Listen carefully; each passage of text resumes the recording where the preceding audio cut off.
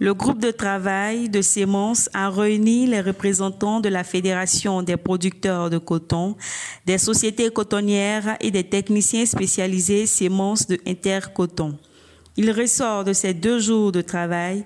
La campagne 2022-2023 a été compromise par la crise des chassides, ce qui a causé la chute de 18% de la production de semences, et la campagne 2023-2024 qui a démarré avec la mise en place des intrants et le début des labours est placée sous le signe de la remobilisation des producteurs et celui du renforcement des activités du projet de résilience des systèmes cotonniers face au changement climatique pour la relance de la production cotonnière.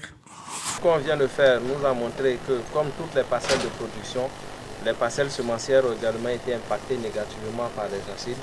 Donc nous avons perdu une grande partie de nos semences. Les actions menées par la cellule, donc pour le compte de Intercoton, pour le compte de la filière, c'est d'abord de s'assurer que notre partenaire, le CNRA, qui nous fournit les semences de pré-base et de base, arrive à remplir le contrat que nous avons signé avec eux, parce que tout part de là.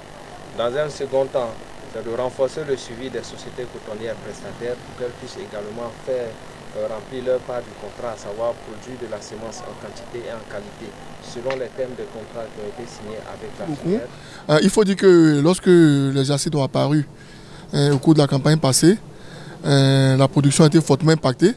Nous tous, on craignait de ne pas pouvoir avoir suffisamment de semences pour cette campagne.